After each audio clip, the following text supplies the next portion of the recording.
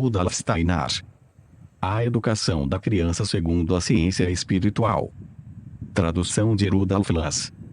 O conteúdo destas considerações foi apresentado por mim sob forma de palestra proferida em vários lugares da Alemanha. Tendo-se expressado de muitos lados o desejo de vê-lo publicado, apresento-o aqui refundido como trabalho escrito. Rudolf Steiner, 1907. A vida atual coloca em questão muito do que o homem herdou de seus antepassados. É por isso que surgem tantos problemas modernos e exigências da época. Que tipo de problemas perturbam o mundo hoje? A questão social, a questão do feminismo, problemas educacionais e escolares, problemas relacionados ao direito, à saúde, etc. Pelos mais diversos meios procuram-se soluções para estes problemas, sendo incalculável o número dos que afirmam terem esta ou aquela fórmula para resolver este ou aquele ou, pelo menos, contribuir com algo para sua solução. E nessa situação fazem-se valer todos os matizes possíveis do comportamento humano, o radicalismo, que toma ares revolucionários, as tendências moderadas, com respeito pelo existente, querendo desenvolver o novo, e o conservadorismo, que logo se agita quando se toca em antigas instituições ou tradições.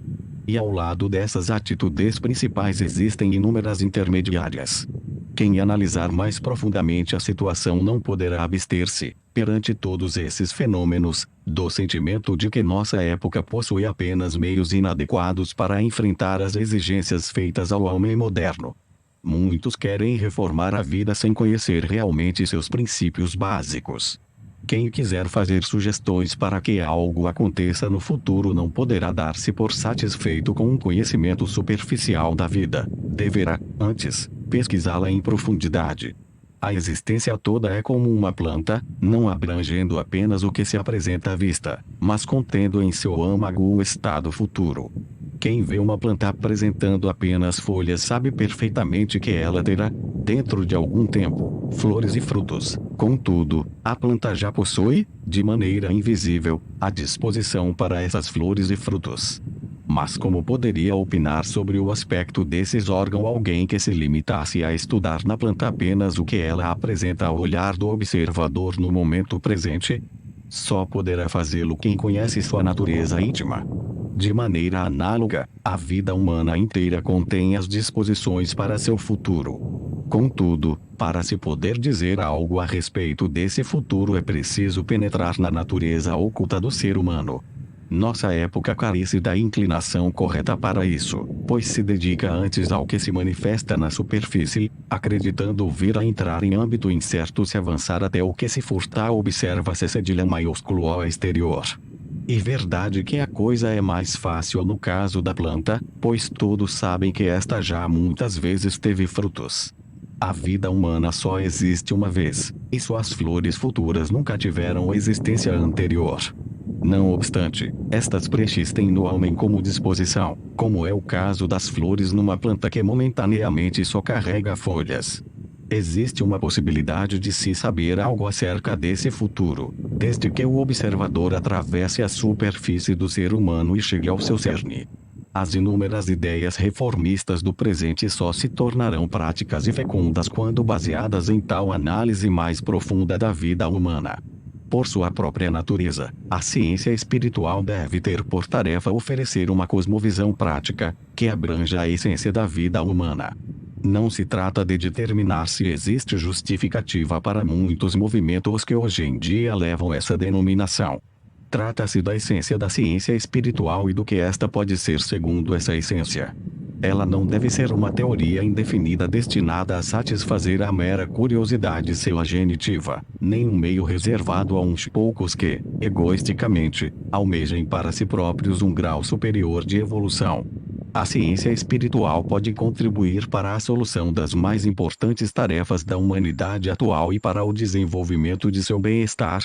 Contudo, ao assumir tal missão, a ciência espiritual deverá contar com o fato de vir a sofrer muitas críticas e dúvidas por parte de radicais, moderados e conservadores em todos os domínios da vida social.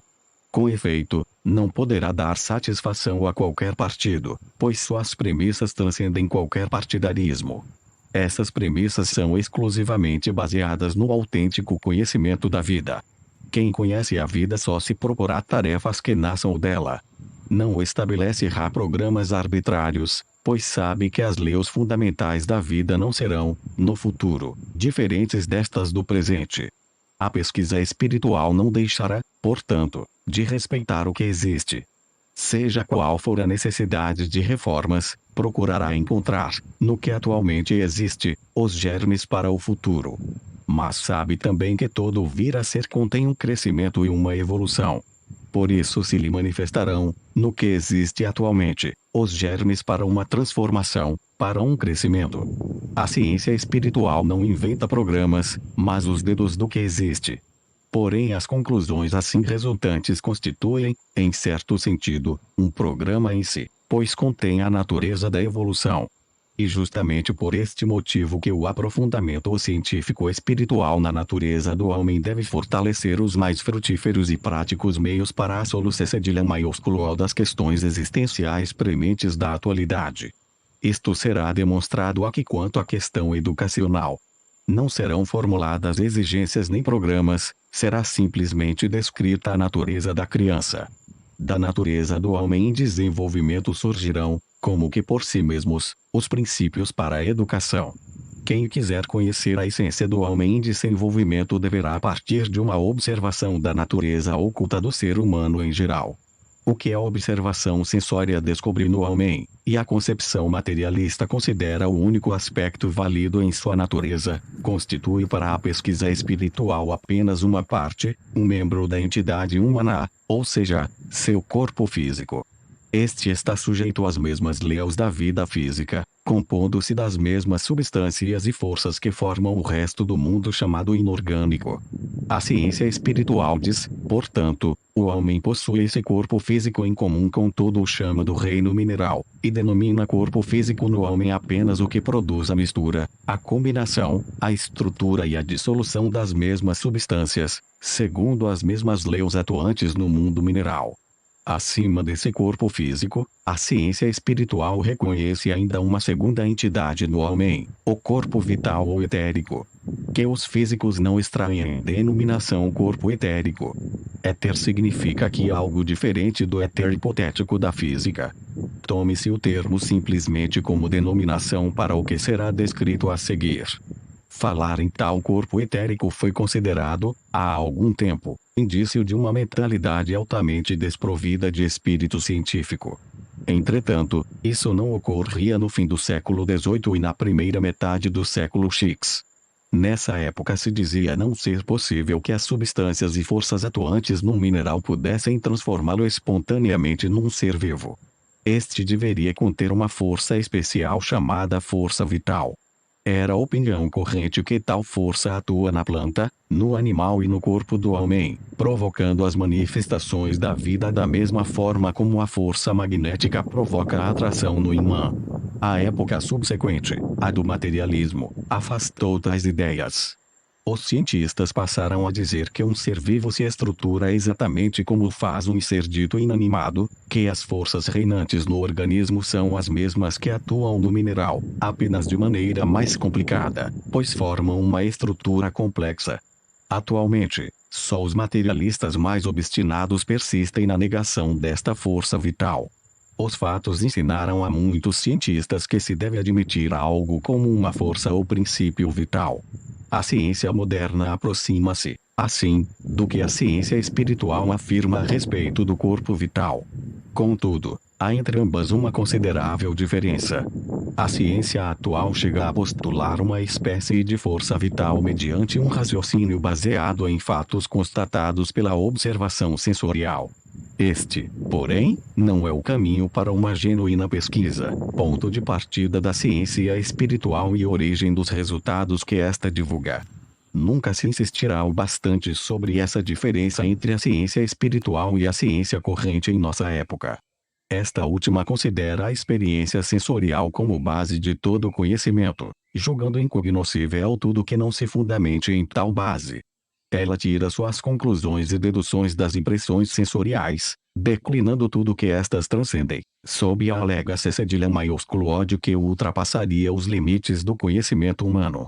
Para a ciência espiritual, semelhante atitude se iguala à de um cego que só quisesse admitir o que pudesse ser apalpado ou deduzido logicamente de sensações táteis, rejeitando como transcendentes a capacidade cognitiva humana os relatos de um indivíduo dotado de visão.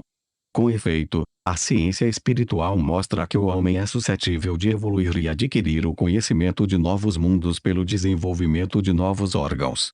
Assim como o cego, embora se encontre no meio de cores e de luz, não as pode perceber por falta de um órgão adequado. A ciência espiritual ensina que existem muitos mundos ao redor do homem, e que este poderá percebê-los se, para tal, desenvolver os órgãos necessários.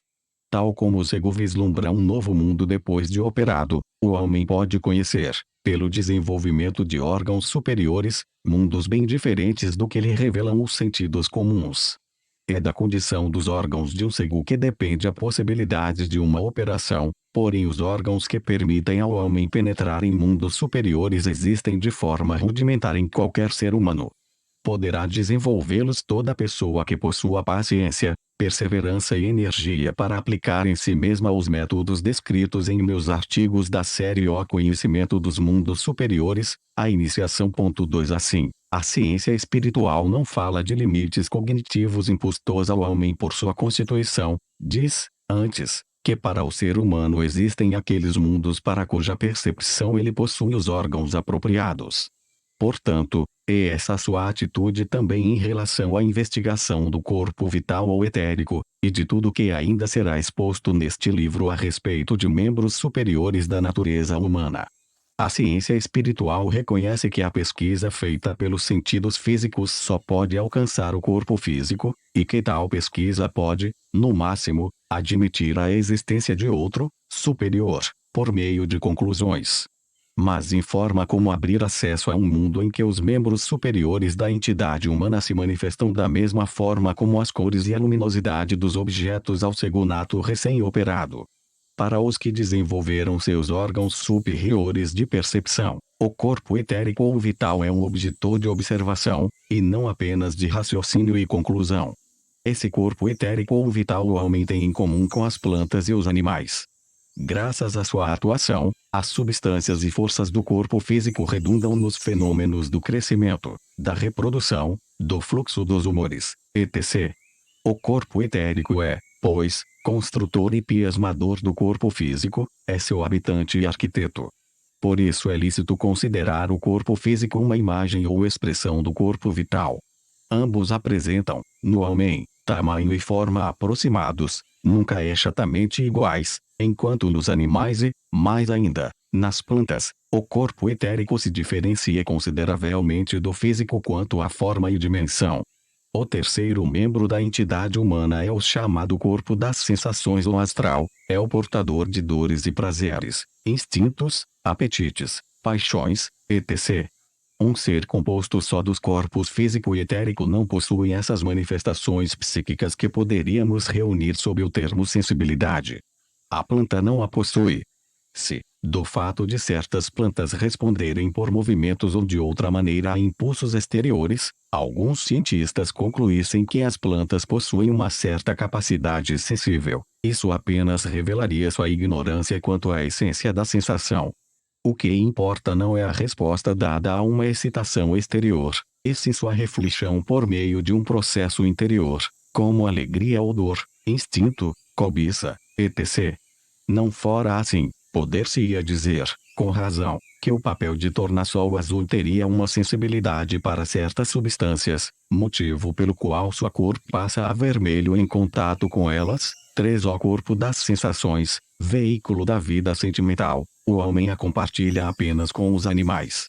Não se deve incorrer no erro de certos círculos teosóficos, imaginando serem os corpos etérico e astral compostos meramente por substâncias mais sutis do que as existentes no corpo físico.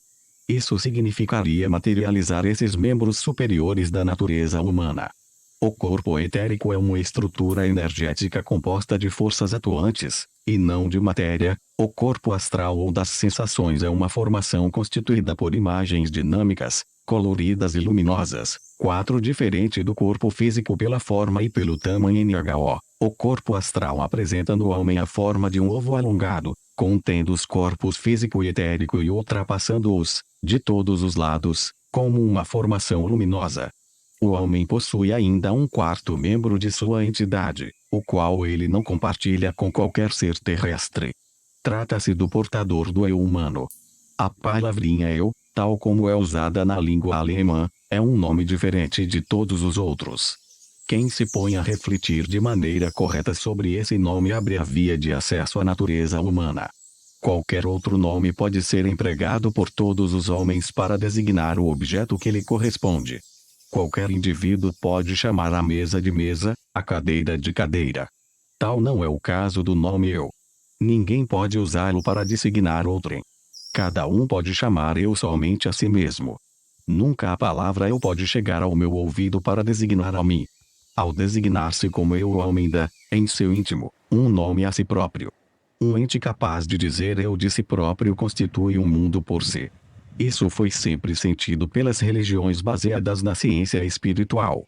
Por isso elas diziam o seguinte: com o eu, a divindade que se manifesta em seres inferiores, nos fenômenos do mundo exterior, começa a falar no âmago do homem. O veículo dessa qualidade é o corpo do eu, o quarto membro da entidade humana. 5. Esse corpo do eu é o portador da alma humana superior. Graças a ele, o homem é o coroamento da criança cedilha maiúsculo O terrestre. Contudo, no homem atual eu não é, de maneira alguma, uma entidade simples. Pode-se reconhecer sua natureza comparando indivíduos que se encontrem em vários níveis de desenvolvimento. Basta considerar um selvagem inculto e um cidadão médio europeu, comparando este, por sua vez, com um idealista muito evoluído. Todos eles têm capacidade para dizer eu de si próprios, já que o corpo do eu existe em todos. Mas o selvagem segue suas paixões, seus desejos e instintos quase como um animal. O homem mais evoluído decide, diante de determinadas inclinações e cobiças, ceder a algumas, recalcando e reprimindo outras. O idealista acrescentou às paixões e inclinações originais outras mais elevadas. Tudo isso se deu por uma atuação do eu sobre os demais membros da entidade humana. Com efeito, a tarefa do eu é purificar e aperfeiçoar esses outros membros.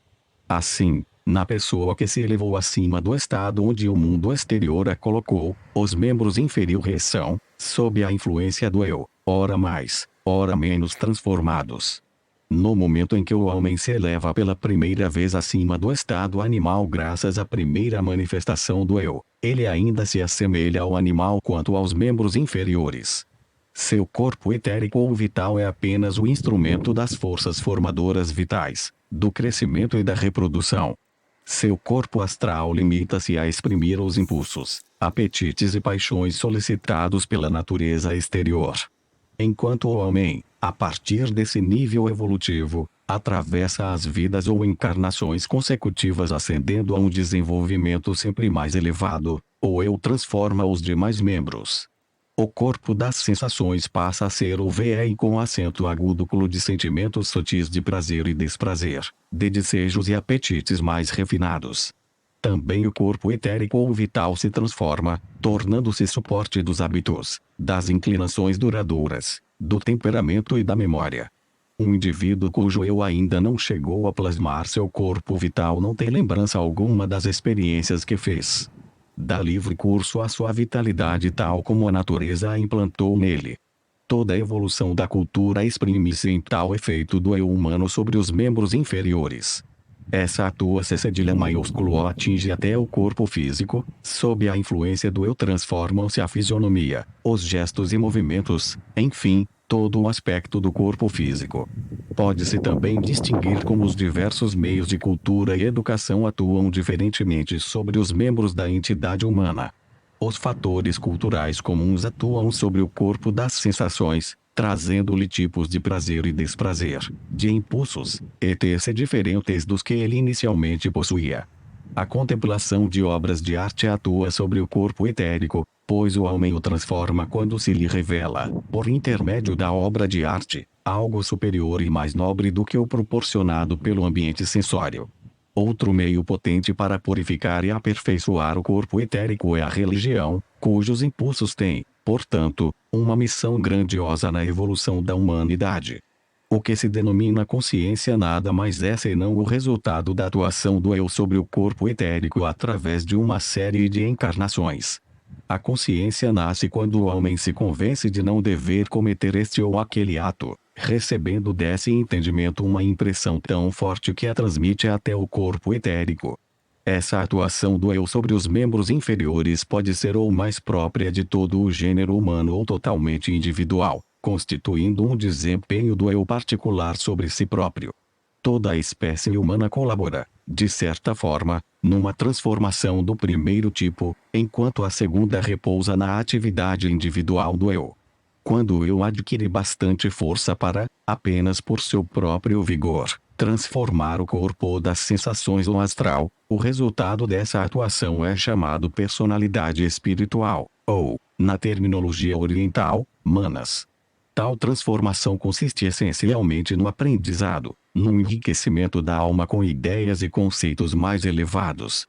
Em sua atuação íntima sob a natureza humana, o eu pode atingir um grau ainda mais elevado. Isso se dá quando a transformação não atinge apenas o corpo astral. Em sua vida, o homem aprende muitas coisas, e em qualquer ocasião em que contemplar sua vida passada, saberá que aprendeu muito, mas só em escala muito menor poderá falar de uma transformação do temperamento, do caráter, de um aperfeiçoamento ou de uma deterioração da memória, ocorridos durante sua vida. Aprender é uma faculdade do corpo astral. As transformações ora mencionadas, porém, referem-se ao corpo etérico ou vital. Usando uma imagem assaz persuasiva podemos, pois, comparar as transformações do corpo astral durante uma vida humana com o andamento ou do ponteiro grande de um relógio, enquanto as do corpo etérico corresponderiam ao movimento do ponteiro pequeno, que indica horas. Quando o homem se submete a um treino superior ou a uma educação denominada oculta, cabe-lhe obter essa última transformação com as forças mais genuínas do eu. Ele deve trabalhar nessa transformação de hábitos, temperamento, caráter, memória, etc. com um esforço consciente e individual. À medida que remodela o corpo etérico, ele o transforma, segundo a terminologia da ciência espiritual, em espírito vital, ou Bhadhi, segundo a nomenclatura oriental. Num nível ainda mais elevado, o homem consegue adquirir forças mediante as quais pode atuar plasmadoramente em seu corpo físico, por exemplo, modificar a circulação do sangue, do pulso. Chama-se homem-espírito, na terminologia indiana, Atma, o que, do corpo físico, foi transformado dessa maneira. As transformações que o homem realiza em seus membros inferiores mais no sentido de toda a espécie humana ou de uma parte da mesma, como um povo, uma tribo ou uma família tem, na ciência espiritual, as seguintes designações: o corpo astral transformado pelo eu chama-se alma da sensação, o corpo etérico transformado, alma do intelecto, e o corpo físico transformado, alma da consciência. Não se deve imaginar que a transformação desses três membros se realize sucessivamente. A partir do primeiro refulgir do eu, ela se efetua simultaneamente nos três corpos, e o homem não pode observar nitidamente a atuação do eu antes que se tenha formado uma parte da alma da consciência.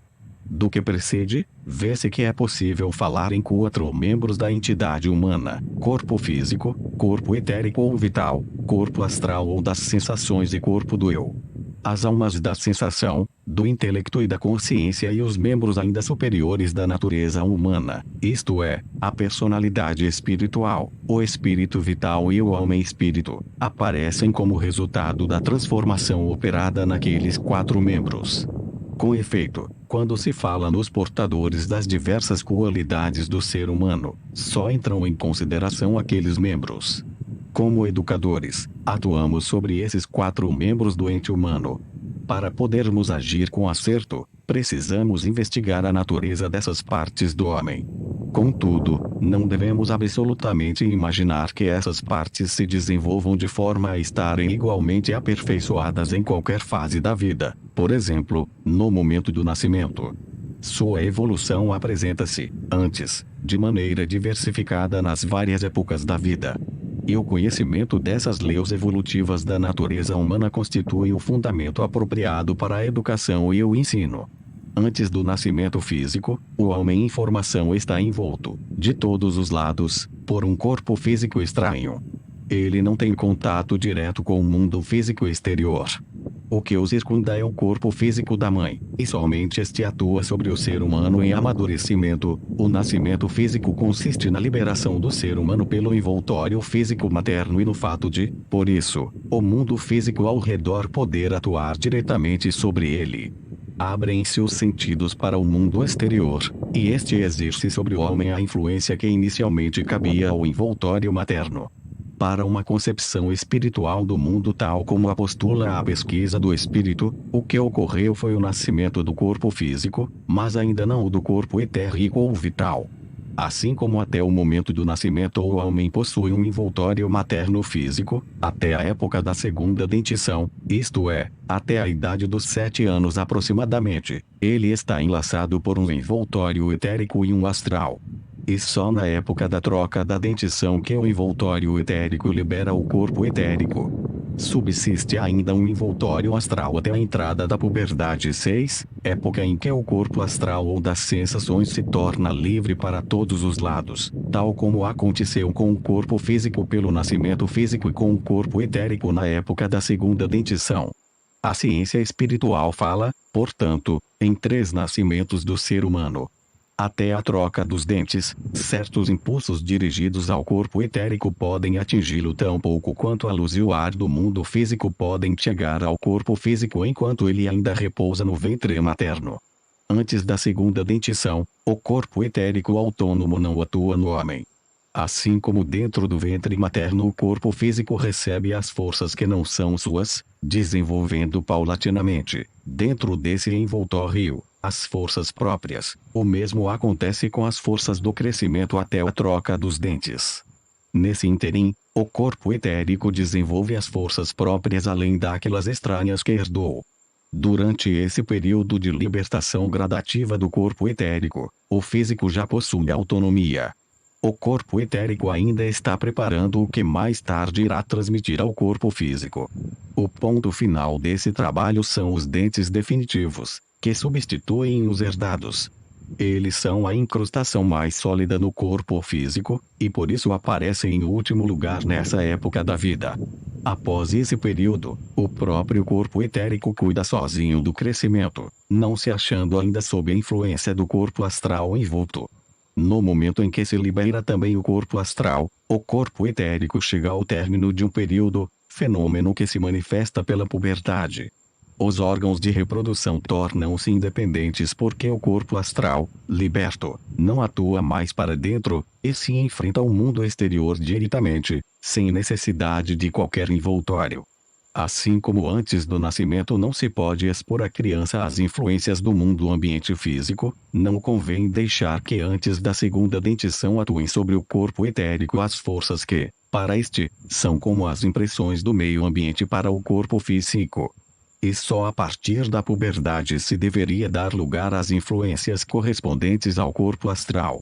Lugares comuns como o equilíbrio harmônico de todas as forças e disposições similares não podem ser a base para uma genuína arte da educação, esta só pode ser construída sobre um verdadeiro conhecimento do ser humano. Com isso não queremos afirmar que esses lugares comuns sejam errôneos, mas tão somente que não têm utilidade prática alguma. Seria como se alguém dissesse que para o bom funcionamento de uma máquina bastaria fazer suas partes pôr-se em funcionamento ou de maneira harmoniosa. Só pode manobrar a máquina quem a manipula com autênticos conhecimentos de seu funcionamento, e não apenas com frases gerais. Da mesma forma é preciso, para dominar a arte da educação cedilha maiúsculo A, que se conheçam a fundo os membros da entidade humana e sua evolução em detalhes. E preciso saber sobre que parte do ser humano é lícito exercer determinada influência em dada época da vida, e como tal influência deve ser exercida de forma adequada. Não há dúvida quanto a ser necessário muito tempo para que uma adequada arte da educação, tal como aqui se esboça cedilha maiúsculo A, encontre aceitação geral. Isso decorre da mentalidade de nossa época, que ainda por muito tempo considerará os fatos concretos do mundo espiritual como excesso de fantasia doentia, enquanto lugares comuns, tão banais quanto irreais, lhe parecerão o resultado de um pensamento realista. O que fica exposto sem reservas neste livro será considerado óbvio no futuro, embora muitos possam, hoje em dia, julgar ser apenas um quadro fantástico. Com o nascimento físico, o corpo físico passa a ser exposto ao ambiente físico do mundo exterior, enquanto antes estava protegido pelo envoltório materno. A ação das forças e humores deste último deve ser substituída pelas forças e elementos do mundo físico exterior. Até os 7 anos, idade da troca dos dentes, o corpo humano deve realizar em si mesmo uma tarefa totalmente diferente das tarefas de todas as outras épocas da vida. Durante esse período, os órgãos físicos devem assumir formas definidas, sua estrutura recebe certas tendências e rumos. O fenômeno do crescimento ainda existe mais tarde, mas sempre se produz de acordo com as formas elaboradas durante o período aludido. Se as estruturas foram elaboradas corretamente, o crescimento conduzirá a formas apropriadas, caso contrário, haverá deformações. Não é possível reparar mais tarde o que o educador negligenciou fazer durante o primeiro setênio. Assim como a própria natureza preparou o ambiente adequado para o corpo físico antes do nascimento, o educador deve fazê-lo depois, já que só um ambiente físico apropriado atua sobre a criança de maneira a plasmar-lhe corretamente os órgãos. Duas palavras mágicas caracterizam a maneira como a criança se relaciona com o mundo: imitação e exemplo. O filósofo grego Aristóteles denominou o homem como o animal mais propenso a imitar. Essa verdade vale para a idade infantil, até os 7 anos, mais do que para qualquer outra. O que acontece no ambiente físico a criança imita, e essa imitação confere aos órgãos físicos suas formas definitivas. Devemos considerar o ambiente físico em sua acepção mais ampla, incluindo nele não apenas o que se passa materialmente ao redor da criança, mas tudo o que ocorre, o que seus sentidos percebem e o que, a partir do espaço físico, é suscetível de agir sobre as forças espirituais. Isso inclui todas as ações morais e imorais, inteligentes e tolas que a criança cedilha maiúsculo possa perceber. Não são, pois, as sentenças morais nem os ensinamentos da razão que atuam nesse sentido sobre a criança cedilha maiúsculo A, mas apenas o que os adultos fazem em sua redondeza de maneira visível.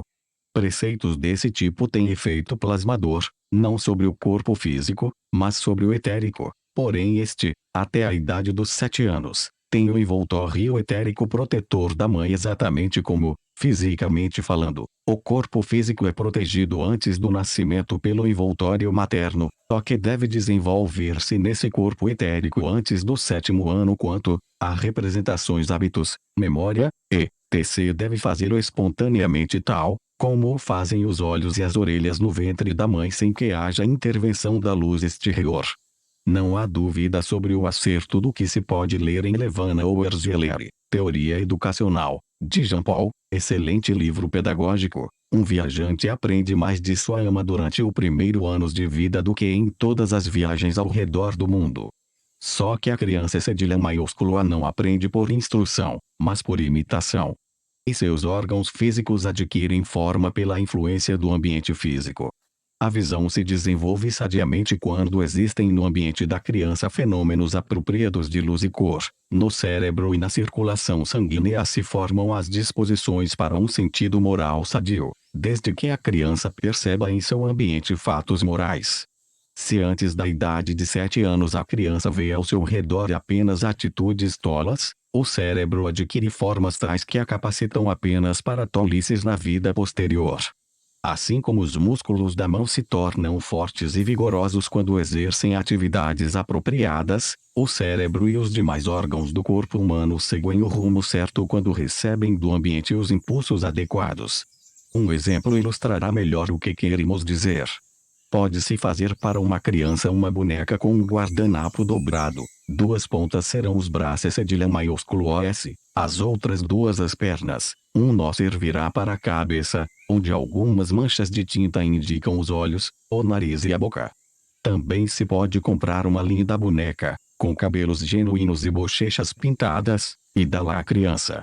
Nem queremos insistir no aspecto horrível desta boneca, perfeitamente capaz de estragar para sempre o sentido estético sadio. Com efeito, o problema educacional mais importante é outro. Tendo à sua frente o guardanapo dobrado, a criança deve, por meio de sua fantasia, acrescentar algo que o transforme em figura humana. Essa atividade da fantasia tem efeito plasmador sobre as formas do cérebro. Este se abre da mesma maneira como os músculos da mão se deixam permear por uma atividade conveniente. Se a criança ganhar chamada linda boneca, nada resta ao cérebro para fazer, e ele se atrofia e resseca em vez de desabrochar. Se os homens pudessem olhar, como pôde fazê-lo o pesquisador espiritual, para dentro do cérebro empenhado em estruturar suas próprias formas, com toda a certeza só dariam a seus filhos brinquedos suscetíveis de avivar as forças plasmadoras do cérebro.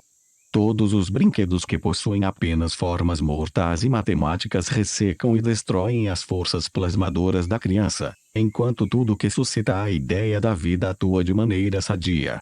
Nossa época materialista produz poucos bons brinquedos. Veja-se como é saudável aquele brinquedo que, mediante 2 pedaços de madeira deslocáveis, mostra 2 ferreiros virados um contra o outro, martelando um objeto. Ainda se podem comprar tais artigos no campo. Ótimos, também, são os livros ilustrados com figuras móveis. Puxando os fios fixados nessas figuras, a criança transforma e ilustra cedilha maiúsculo ou morta em imagem animada de ações. Tudo isso provoca a atividade íntima dos órgãos, a partir da qual se construem as formas corretas para eles. A tais assuntos só se pode aqui, naturalmente, fazer breve alusão, mas futuramente a ciência espiritual será chamada a detalhar todas as informações necessárias. Para isso ela está perfeitamente preparada, pois não consiste numa abstração vazia, e sim na soma de fatos cheios de vida, aptos a fornecer uma orientação para a realidade.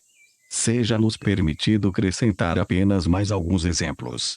De acordo com a ciência espiritual, uma criança nervosa e irrequieta e outra letárgica e fleumática devem receber tratamentos diferentes, a começar pelo ambiente em que vivem. A esse respeito tudo é importante, desde as cores do quarto e dos objetos que normalmente rodeiam a criança até as cores das roupas com as quais ela é vestida. Quando não se segue a orientação da ciência espiritual, frequentemente se faz o contrário, pois os conceitos materialistas conduzem, em muitos casos, a soluções incorretas. Uma criança excitada deve ser rodeada e vestida de cores amarelas e vermelhas, no caso de uma criança impassível, convém recorrer a tonalidades azuis e esverdeadas. O que importa é a cor complementar produzida interiormente. No caso do vermelho, será a cor verde, no do azul, a alaranjada, como facilmente constatamos ao olhar durante algum tempo para uma superfície colorida nessas cores e depois fixar o olhar rapidamente numa superfície branca. Essa cor complementar é produzida pelos órgãos físicos da criança e provoca as estruturas orgânicas correspondentes, de acordo com suas necessidades. Se a criança irrequieta tem ao seu redor uma cor vermelha, esta produz intimamente a imagem complementar verde. A produção dessa cor verde tem efeito calmante, e os órgãos adquirem tendência à calma.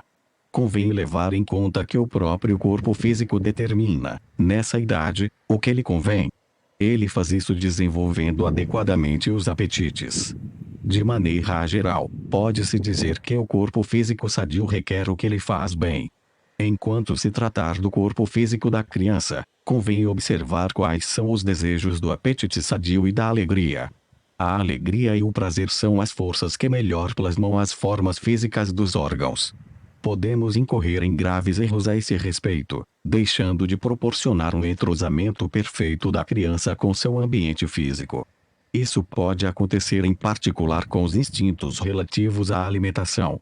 Podemos abarrotar a criança com certos alimentos, a ponto de fazê-la perder totalmente os instintos sadios relativos à comida. Por meio de uma alimentação correta, esses instintos podem ser mantidos de tal maneira que a criança só solicite o que lhe for conveniente. Isso se aplica até a um simples copo d'água. enquanto recusa o que pode prejudicá-la. A esse respeito, a ciência espiritual poderá fornecer todas as informações, inclusive no que se refere aos diversos alimentos, desde que seja solicitada a elaborar uma arte da educação, pois ela é um assunto realista para a vida, e não uma teoria empoeirada, embora hoje, após as aberrações de alguns teósofos, possa parecer tal coisa. Entre os impulsos que têm efeito plasmador sobre os órgãos físicos encontramos, pois, a alegria provocada pelo ambiente e, dentro deste, os rostos alegres dos educadores, como um amor antes de tudo sincero, nunca simulado. Tal amor permeando calorosamente todo o ambiente incuba, no verdadeiro sentido da palavra, as formas dos órgãos físicos. Quando a criança pode imitar tais exemplos sadios numa atmosfera de amor, ela se encontra em seu elemento adequado. Deve-se observar rigorosamente que ao seu redor nada ocorra que ela não deva imitar. Ninguém deveria praticar qualquer ação dizendo-lhe isso você não pode fazer. Quando se vê a criança rabiscar letras muito antes de compreender seu sentido, constata-se que ela procura, nessa idade, apenas imitar. Aliás, é bom que ela primeiro imite estes signos e somente mais tarde entenda seu significado. Com efeito, a tendência a imitar pertence à época em que se desenvolve o corpo físico, enquanto a interpretação do sentido diz respeito ao corpo etérico. É conveniente atuar sobre este último só depois da troca dos dentes, quando já se desprende o envoltório etérico. Todo aprendizado deveria ocorrer, nessa época, especialmente pela imitação. É ouvindo que a criança melhor aprende a falar. Quaisquer regras e qualquer instrução artificial nada podem trazer de bom. Nesses primeiros anos da infância, meios educativos tais como, por exemplo, canções infantis devem impressionar os sentidos por seu belo ritmo. O que importa não é tanto o conteúdo, mas a beleza sonora.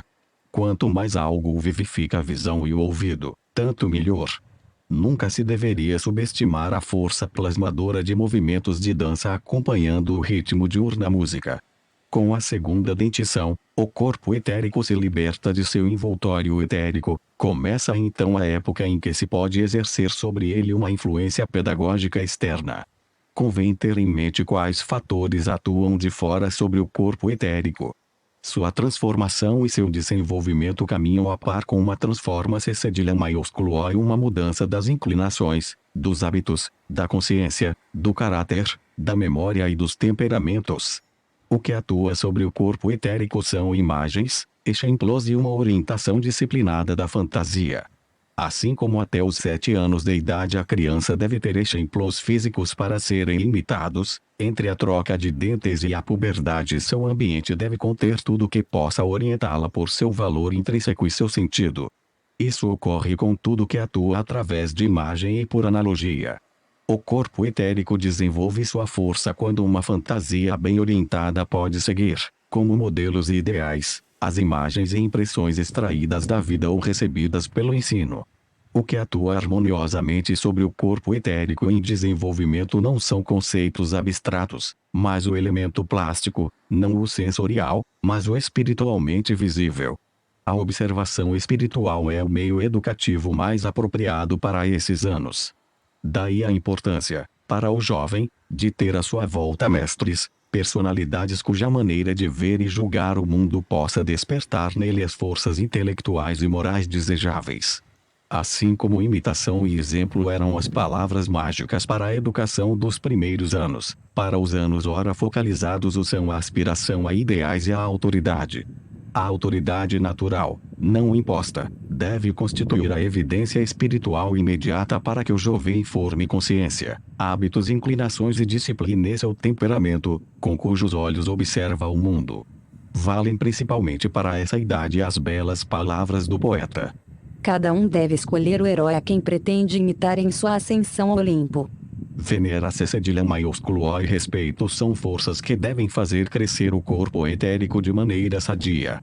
Quem não tem, nessa idade, a chance de olhar para alguém com um sentimento de ilimitada veneração, mais tarde terá de pagar por isso. Quando falta essa veneração, as forças vivas do corpo etérico se atrofiam. Imaginemos a seguinte cena e o efeito produzido por ela sobre um menino de, digamos, 8 anos de idade. Alguém lhe conta algo a respeito de uma pessoa particularmente venerável. Tudo o que ele ouve lhe incute um temor quase sagrado. Aproxima-se o dia em que ele deve ter o primeiro encontro com essa pessoa. Ao pressionar a maçaneta da porta atrás da qual deverá aparecer o ser venerável, um tremor de respeito o invade. Os belos sentimentos gerados por semelhante experiência permanecerão entre as reminiscências mais duradouras da vida. Feliz é o adolescente que pode elevar seu olhar para o mestre educador como autoridades naturais, e isso não apenas em alguns momentos excepcionais, mas durante toda a juventude. Além dessas autoridades vivas, verdadeiras encarnações da força moral e intelectual, deve haver as autoridades espiritualmente aceitas. O rumo espiritual do jovem deve ser determinado pelas grandes figuras da história, pela descrição de homens e mulheres modelares e não por princípios abstratos de moral, que só atuarão efetivamente depois que o corpo astral se tiver despedido de seu envoltório astral, na época da puberdade.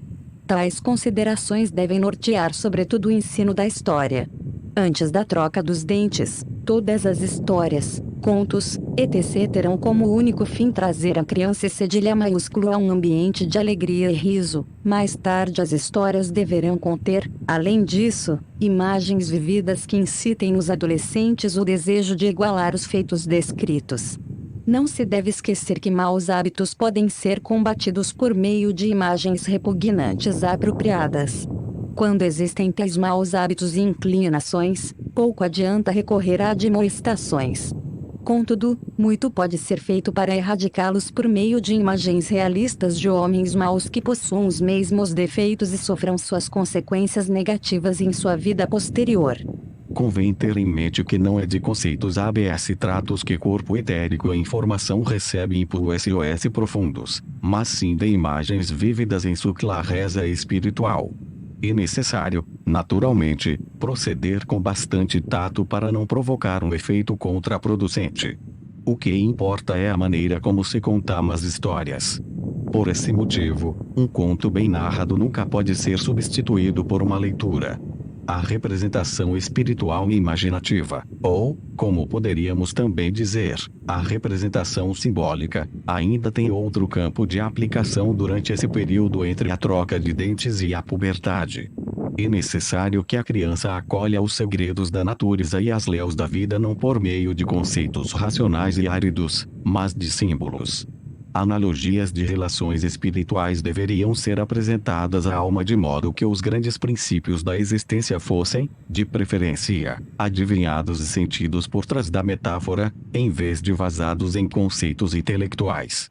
Tudo o que morre e passa é símbolo, somente. Essa sentença deveria constituir como que um lema para a educação nessa idade. E de suma importância que os mistérios da vida sejam apresentados ao adolescente sob forma de parábolas antes que ele os enfrente nas leis da natureza.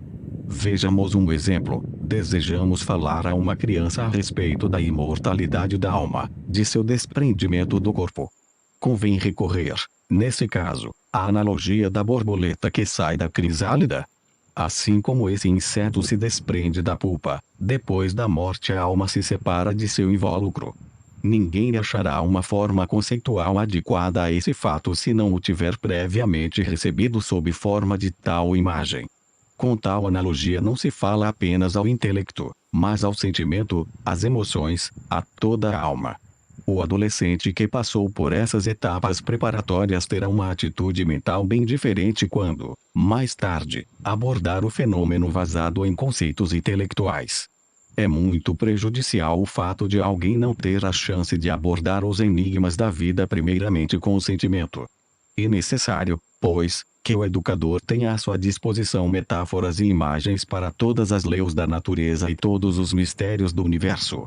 Esse exemplo mostra muito bem como a ciência espiritual deve fecundar a vida prática. Se alguém, imbuído de uma mentalidade materialista, fosse apresentar analogias a adolescentes, com certeza lhes causaria pouca impressão, pois teria de usar toda a sua expertise para inventá-las. Mas tais analogias, fruto de um esforço intelectual, não convencem quem as ouve. Quando falamos a alguém sob forma de imagens, não é apenas o conteúdo da comunicação que atua sobre ele, pois de quem narra flui uma fina corrente espiritual para o ouvinte. Se quem faz a comunicação não tiver fé ardente na imagem usada, não chegará a impressionar o destinatário. Para se obter o efeito adequado, é preciso crer em suas imagens como em realidades, mas isso só é possível quando se tem uma atitude científico-espiritual e quando as próprias metáforas emanam da ciência espiritual. O autêntico cientista espiritual não precisa fazer um esforço específico para aceitar a metáfora da alma que se desliga do corpo, pois para ele isso constitui uma verdade. O abandono da crisálida pela borboleta significa, num nível inferior da existência, o mesmo que a separação da alma e do corpo em nível superior e sob forma evolutiva mais perfeita. Ele próprio acredita nisso com toda a sua força. E essa crença se transmite, como num fluxo misterioso, de quem fala a quem escuta, produzindo convicção. A vida flui diretamente do educador para seu discípulo, e vice-versa.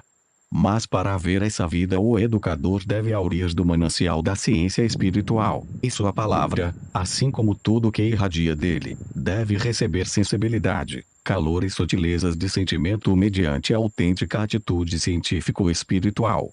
Dessa maneira se abre uma maravilhosa perspectiva para todo o ensino. Deixando-se fecundar pelas forças vivas da ciência espiritual, este ficará repleto de vida compreensiva, acabando com o tatear, tão comum nesse campo. Toda pedagogia, toda a arte da educação é árida e estéril quando não recebe de tal raiz o afluxo contínuo de seivas revigorantes. Para todos os segredos do universo a ciência espiritual possui as imagens apropriadas, auridas da essência das coisas, não inventadas pelo homem, mas utilizadas pelas próprias forças cósmicas em sua atividade criadora. Por esse motivo, a ciência espiritual constitui a base vívida para toda a arte pedagógica. Uma força anímica que em nossa época merece ênfase especial é a memória. Seu desenvolvimento está ligado à transformação do corpo etérico. Ora, como essa transformação conduz a uma libertação do corpo etérico entre a troca dos dentes e a puberdade, é esse o período em que se deve cuidar conscientemente do desenvolvimento da memória. Negligenciando-se essa tarefa na referida idade, a memória terá valor inferior ao que teria normalmente, pois não é possível recuperar mais tarde o que então foi descuidado. Uma mentalidade materialista e racionalista pode causar muitos erros nesse sentido. Uma pedagogia baseada em tais critérios facilmente terá preconceitos contra uma assimilação mnemônica, opondo-se até violentamente contra todo o mero treino da memória. Ela recorre aos métodos mais esdrúxulos para impedir que o jovem assimile pela memória o que não entende. Ora, qual é a natureza desse entendimento?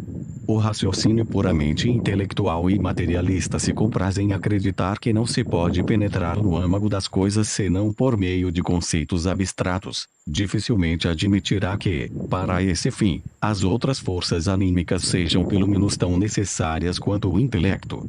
Não se trata apenas de uma metáfora quando afirmamos ser possível compreender algo tanto com o sentimento e as emoções quanto com o intelecto.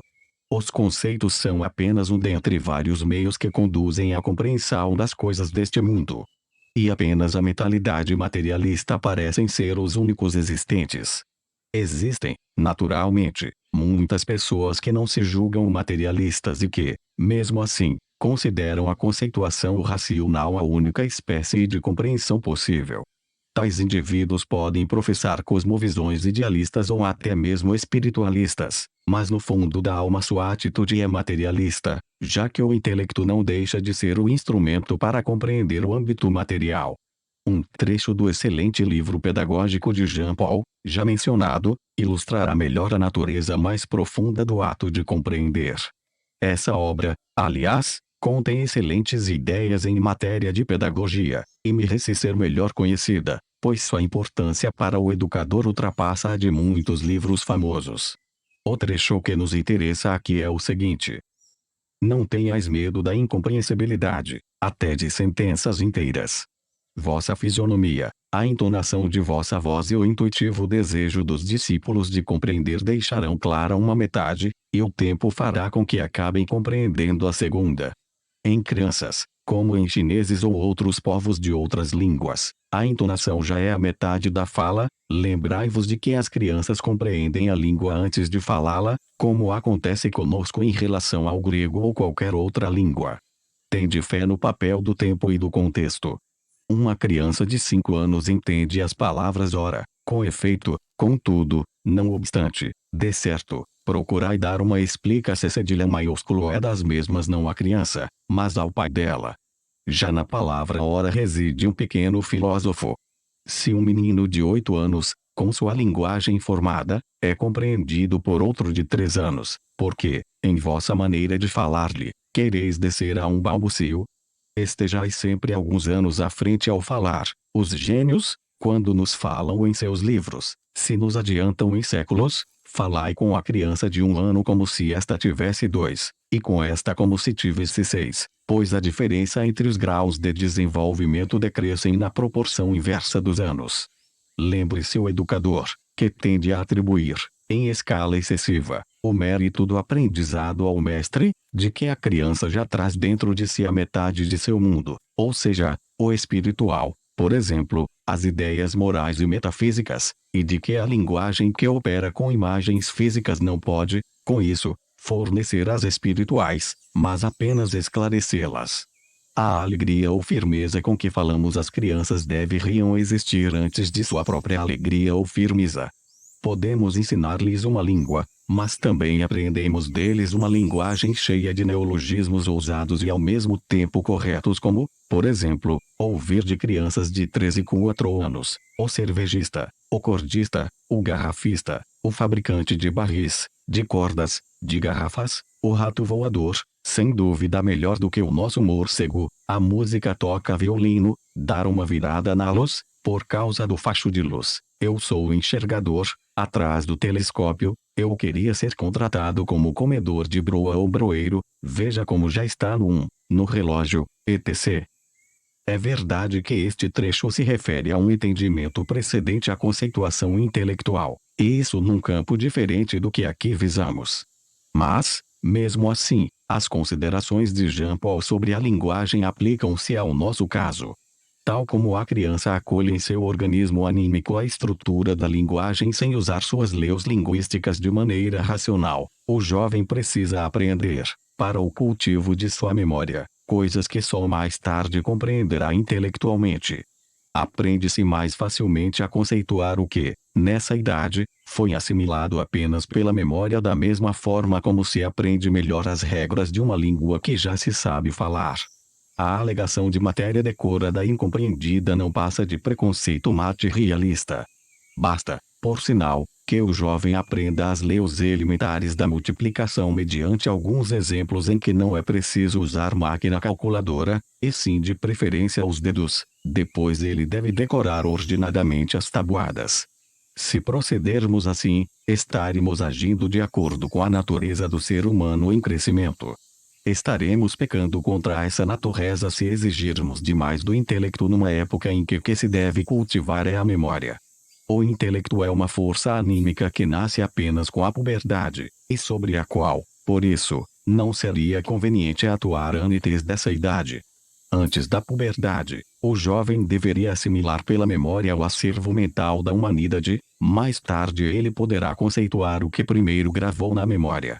O homem não deve apenas memorizar o que compreendeu, mas compreender o que aprendeu, isto é, o que memorizou, da mesma forma como a criança se apossa da língua. Isto é válido de um modo geral. Primeiro vem a memorização de fatos históricos, depois sua compreensão conceitual. Primeiro agrava-se cedilha maiúsculo O de fatos geográficos, depois seu interrelacionamento, etc. Em certos aspectos, a conceituação deveria sempre aurir do que se acha armazenado na memória. Quanto mais o adolescente aprende pela memória antes de compreender conceitualmente, tanto melhor. Todavia, é oportuno lembrar expressamente que tudo isso se aplica apenas à idade aqui focalizada, e não às idades mais avançadas. Se mais tarde aprendemos algo por recuperação ou de outro modo, O caminho a seguir pode ser o inverso, embora tudo dependa da configuração intelectual do indivíduo.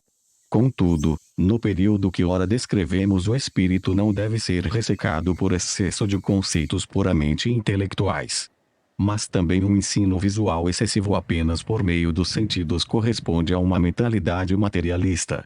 Nessa idade, toda observação sensorial deve ser espiritualizada.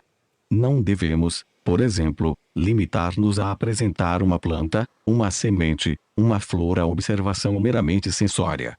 Todo fenômeno deve ser encarado como a manifestação de algo espiritual.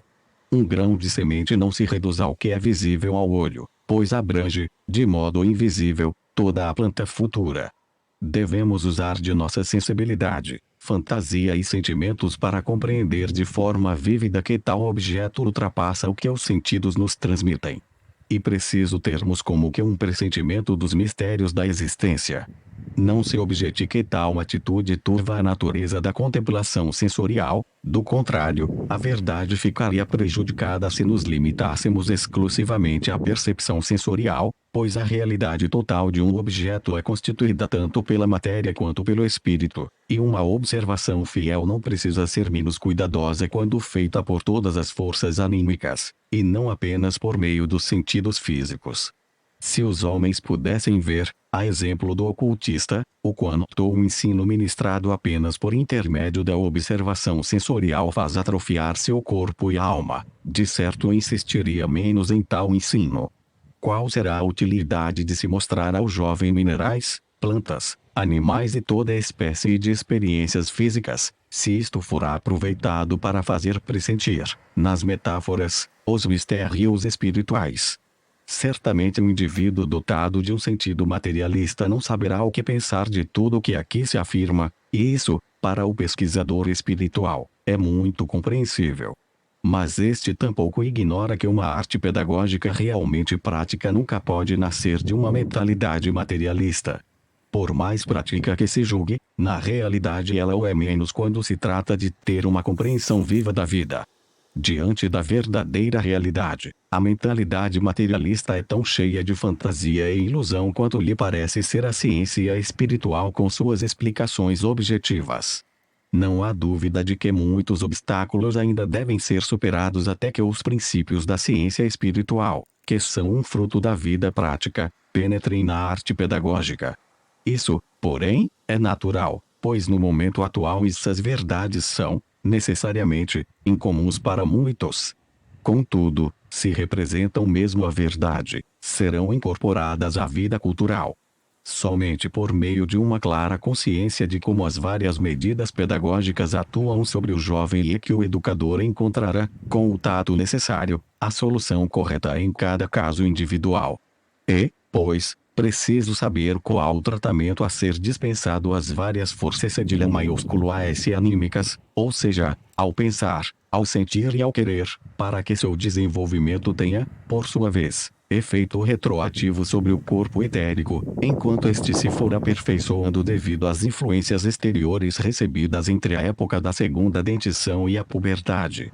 Quando corretamente aplicados durante os primeiros 7 anos de vida, os aludidos princípios pedagógicos criam o fundamento de uma vontade sadia e vigorosa. Com efeito, tal vontade deve ter um esteio na estrutura bem desenvolvida do corpo físico. A partir da troca dos dentes, é o corpo etérico, ora em pleno desenvolvimento, que deve proporcionar ao físico as forças capazes de tornar suas formas sólidas e firmes. Aquilo que mais atua sobre o corpo etérico retroage com mais vigor sobre a firmeza do físico. Os mais fortes impulsos que se exercem sobre o corpo etérico provêm das experiências religiosas, isto é, daquelas emoções e vivências que fazem o indivíduo sentir sua posição em relação à origem do universo. Nunca pode haver um desenvolvimento sadio da vontade, portanto, do caráter se o homem não recebe profundos impulsos religiosos naquele período de sua vida.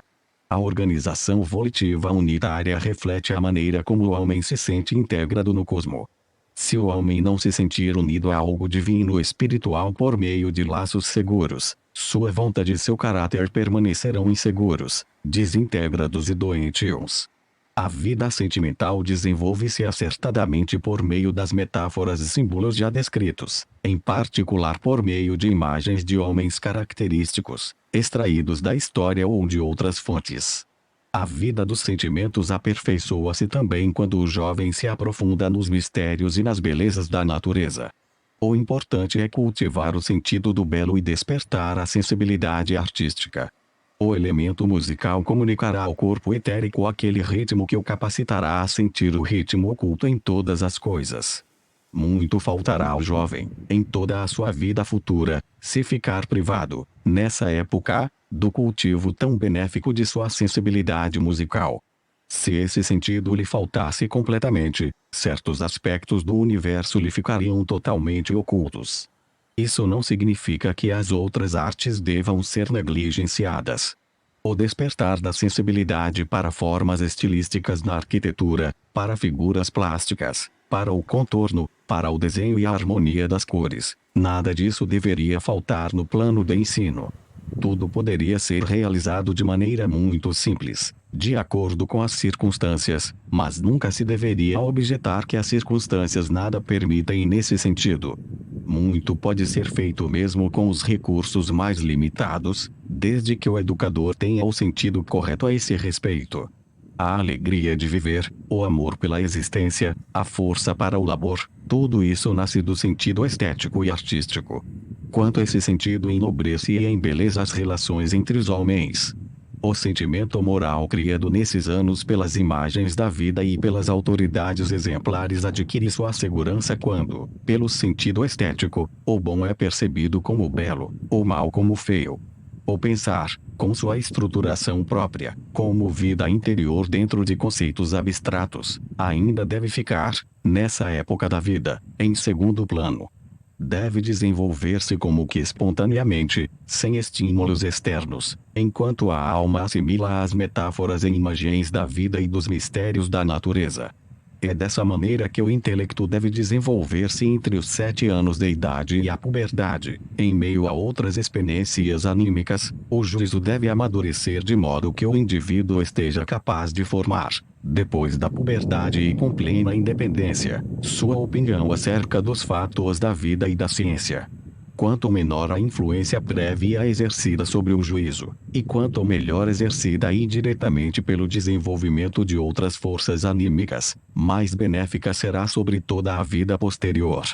A ciência espiritual constitui uma base apropriada não somente para o lado espiritual da educação, mas também para o físico. Mencionemos, a título de exemplo característico, a ginástica e os jogos juvenis. Assim como o amor e a alegria devem permear o ambiente dos primeiros anos de vida, o corpo etérico, ora em pleno desenvolvimento, deve vivenciar em si próprio, pelos exercícios físicos, a sensação do crescimento e de seu vigor sempre maior. Os exercícios de ginástica devem ser tais que o adolescente sinta dentro de si, a cada movimento, a cada passo, uma força crescente. Tal sensa-se cedilha maiúsculo deveria dominar a vida interior com um prazer sadio e um bem-estar. Para se conceberem exercícios desse tipo, é preciso algo mais do que um conhecimento anatômico e fisiológico meramente intelectual do corpo humano. É necessário ter consciência íntima e intuitiva de como certos movimentos e posições do corpo acarretam uma sensação de bem-estar. Quem inventa tais exercícios deve ser capaz de vivenciar pessoalmente a sensação de conforto e vigor que determinado movimento ou posição dos membros lhe proporciona, enquanto outros lhe causam uma perda de força, etc. Para poder cultivar, nesse sentido, a ginástica e os exercícios físicos, o educador deve possuir o que somente a ciência espiritual e, sobretudo, uma mentalidade espiritual podem proporcionar-lhe. Não que para isso seja necessária a própria visão dos mundos espirituais, basta querer aplicar na vida o que decorre da ciência espiritual. Se os resultados dessa ciência fossem aplicados em domínios práticos como a pedagogia, logo cessariam as objeções fúteis segundo as quais tais resultados deveriam primeiro ser comprovados. Quem os aplicar corretamente comprovará, pela própria vida, que eles o tornarão saudável e forte. Sua verdade ficará comprovada e, por esse fato, melhor do que por meio de todos os argumentos lógicos e supostamente científicos. Reconhecem-se melhor as verdades espirituais por seus frutos, e não por uma prova pretensamente científica que, na realidade, não passa de escaramuça lógica. O corpo astral só nasce com a puberdade. Com seu livre desenvolvimento para o exterior, pela primeira vez vem ao encontro do ser humano tudo que aperfeiçoa as representações abstratas, o juízo e o intelecto autônomo. Já dissemos que essas faculdades anímicas devem desenvolver-se até então sem qualquer influência, dentro da correta aplicação das demais medidas pedagógicas, da mesma maneira como os olhos e os ouvidos devem desenvolver-se sem influência dentro do organismo materno. Com a puberdade, chega o momento em que o homem também está maduro para formar pessoalmente um juízo sobre o que aprendeu no passado. Não se pode causar a alguém um prejuízo maior do que ao se lhe despertar prematuramente seu próprio juízo. Só se pode julgar depois de ter acumulado matéria para juízo e comparação. Se, antes disso, alguém forma juízos autônomos, estes carecem de fundamento. Erros pedagógicos cometidos nesse sentido são a causa de toda a unilateralidade e de todos os dogmas estéreis que, estiados em algumas migalhas da ciência, pretendem sobrepor-se às experiências mentais da humanidade, corroboradas através de longos períodos. Para se ter maturidade mental é preciso primeiro ter adquirido o respeito pelo que os outros já pensaram. Não há pensar sadio que não tenha sido precedido por um senso de verdade baseado no indiscutível respeito à autoridade. Se esse princípio pedagógico fosse seguido, não se veriam jovens que muito cedo se consideram bastante maduros para emitir juízos, tirando a oportunidade para que a vida atue multilateral e imparcialmente sobre eles. Todo julgamento que não esteja alicerçado num fundamento anímico apropriado joga pedras no caminho NH de quem o emite. Quem faz um juízo sobre qualquer assunto é sempre influenciado por ele, sendo impedido de aceitar uma experiência da forma como a teria aceito se não tivesse logo formado uma opinião a seu respeito. O adolescente deve ter a tendência a primeiro aprender para depois julgar. O intelecto só deveria opinar sobre qualquer assunto depois de terem falado todas as outras forças anímicas. Antes disso, ele deveria desempenhar apenas um papel mediador. O intelecto só deveria servir para captar e assimilar livremente o que o indivíduo viu e sentiu, sem que o juízo imaturo logo se apoderasse do assunto. Por esse motivo, seria indicado poupar ao jovem todas as teorias antes da idade mencionada, ressaltando-se a importância do fato de ele enfrentar as experiências da vida para acolhê-las em sua alma. O adolescente pode, evidentemente, familiarizar-se com o que outros opinaram a respeito disso ou daquilo, mas convém impedir que se engaje numa opinião por meio de um juízo prematuro. Ele deveria aceitar tais opiniões com o sentimento e escutar o que um ou outro disse a respeito de algo, sem logo tomar partido. Para cultivar essa atitude, mestres e educadores devem, naturalmente, dar prova de muito tato, mas é justamente a mentalidade científico-espiritual que pode gerar esse tato.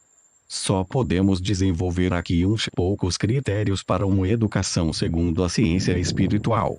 Nossa intenção era apenas apontar a tarefa cultural que essa ciência tem para realizar. Sua capacidade de fazê-lo dependerá da compreensão que encontrar em círculos sempre mais amplos. Para que isso possa acontecer, existem duas condições. Em primeiro lugar, é necessário que se abandonem os preconceitos existentes em relação à ciência espiritual. Quem a estuda seriamente verá logo que não se trata daquela coisa fantástica, como muitos ainda hoje a veem. Não lhes será feita aqui censura alguma, pois tudo que serve aos meios culturais de nossa época deve produzir, à primeira vista, a opinião de que os cientistas espirituais são fantasistas e sonhadores. Uma observação superficial simplesmente não permite chegar a outro juízo, pois parece reinar a discrepância mais absoluta entre a antroposofia, que se manifesta como ciência espiritual, e tudo que a formação de nossa época proporciona ao homem como base diurna concepção sadia da vida. revela-se apenas, ao na observação mais profunda, quão cheias de contradições as opiniões atuais devem ficar enquanto carecem do fundamento da ciência espiritual, e como essas teorias exigem esse fundamento, não podendo prescindir dele. O segundo ponto está relacionado com uma evolução cedilha maiúsculo sadia da própria ciência espiritual. A antroposofia encontrará uma aceitação compreensiva desde que os próprios círculos antroposóficos se compenetrem da necessidade de tornar suas doutrinas fecundas em todas as situações da vida, em vez de apenas emitir teorias a seu respeito. Caso contrário, o mundo continuará a ver na antroposofia uma espécie de sectarismo religioso praticado por uns curiosos visionários. Mas se ela se dedicar a uma atividade espiritual útil e positiva, não será negado por muito tempo, ao movimento antroposófico, um consentimento compreensivo. Notas complementares. 1. Não se deve compreender essa frase no sentido de que a ciência espiritual pretenda dedicar-se apenas aos problemas mais gerais da vida. A verdade é que ela se julga capacitada a fornecer as bases das soluções desses problemas, mas também é verdade que ela pode constituir para qualquer pessoa, seja qual for a posição que ocupe na vida, a fonte em que ela pode encontrar respostas aos problemas mais corriqueiros, consolo, força e confiança na vida e no trabalho. Ela pode constituir uma ajuda não só para os grandes problemas da existência, mas também para as necessidades mais imediatas do momento, nas situações aparentemente mais insignificantes da vida cotidiana. 2. O leitor encontrará esses artigos em meu livro O Conhecimento dos Mundos Superiores, A Iniciação. Edição brasileira em tradução de Érica Reimann, terceira edição Paulo, Anitroposófica, 1991. 3. Convém insistir nisso, pois reina atualmente grande confusão sobre esse assunto. Muitas pessoas não compreendem a diferença entre a planta e um ser sensível, porque lhes escapa o sentido exato da sensação. O fato de um ser ou um objeto reagir a um impulso exterior ainda não justifica afirmar que ele seja capaz de sentir esse impulso. Essa alegação estaria correta se tal ser vivenciasse o impulso dentro de si. Em outras palavras, se ocorresse uma espécie de reflexão interior, do impulso exterior, os grandes progressos da ciência natural, objeto de admiração por parte do pesquisador esotérico, trouxeram alguma confusão quanto a certos conceitos mais amplos. Alguns biólogos não sabem o que é realmente a sensibilidade, atribuindo-a a seres que não a possuem. O que eles entendem por sensação pode, com razão, ser atribuído também a seres insensíveis, mas o que a ciência espiritual entende por sensação é coisa totalmente diferente. 4. É preciso fazermos uma distinção entre a vivência do corpo das sensações dentro de nós próprios e a percepção desse corpo pelo vidente treinado. Estamos nos referindo ao que se revela a visão espiritual deste último. 5. Que o leitor não esteja chocado pelo uso da palavra corpo do eu. Isso nada significa, naturalmente, de material. É possível, porém, usar na ciência espiritual os termos da linguagem comum. Como estes são normalmente usados para designar coisas materiais, ao usá-los na ciência espiritual devemos primeiro transportá-los a esse âmbito. 6. O exposto não estaria claramente compreendido se alguém objetasse que a criança possui memória, etc. antes da segunda dentição, e as aptidões relacionadas com o corpo astral antes da puberdade. Lembremos-nos de que tanto o corpo etérico como o astral existem desde o início, embora encobertos por um envoltório protetor. É precisamente este último que permite ao corpo etérico aparentar as qualidades da memória de um modo todo especial antes da troca dos dentes. Na realidade, os olhos físicos existem também no embrião, sob o envoltório protetor da mãe. Assim como a luz solar exterior não deve atuar sobre esses olhos protegidos, tampouco a pedagogia exterior deveria atuar sobre a formação da memória antes da troca dos dentes. Observamos, ao contrário, que a memória se desenvolve espontaneamente nessa época, bastando, para tal, dar-lhe um alimento correto em vez de forçar seu desenvolvimento por meio de influências exteriores. O mesmo se dá, antes da puberdade, com as forças vinculadas ao corpo astral. Estas devem ser alimentadas, Mas sempre devemos levar em conta que o corpo astral ainda se acha dentro de um envoltório protetor. Uma coisa é atuar antes da puberdade sobre as disposições para o futuro desenvolvimento, as quais já existem no corpo astral, outra é expor o corpo astral, depois da puberdade, às influências do mundo exterior, as quais, nessa altura, podem ser assimiladas sem que exista proteção. Essa diferença é, de certo, sutil, mas sem dar-lhe ênfase não se pode compreender a essência da educação. Esta obra foi digitalizada sem fins comerciais e destinada unicamente à leitura de pessoas portadoras de deficiência visual, por força da Lei de Direitos de Autor. Por isto, este trabalho é oferecido gratuitamente aos amigos cegos e deficientes visuais de acordo com a Lei. Lei 9.610, de 19 de fevereiro de 1998, sobre direitos autorais. Alteração, atualização e consolidação da legislação. Título I, dos direitos do autor. Capítulo IV, das limitações aos direitos autorais. Art. 46 não constitui ofensa aos direitos autorais, e, a reprodução de obras literárias, artísticas ou científicas, para uso exclusivo de deficientes visuais, sempre que a reprodução, sem fins comerciais, seja feita mediante o sistema Braille ou outro procedimento em qualquer suporte para esses destinatários. Rudolf Steiner. A educação da criança segundo a ciência espiritual. Tradução de Rudolf Lass. O conteúdo destas considerações foi apresentado por mim sob forma de palestra proferida em vários lugares da Alemanha. Tendo-se expressado de muitos lados o desejo de vê-lo publicado, apresento-o aqui refundido como trabalho escrito.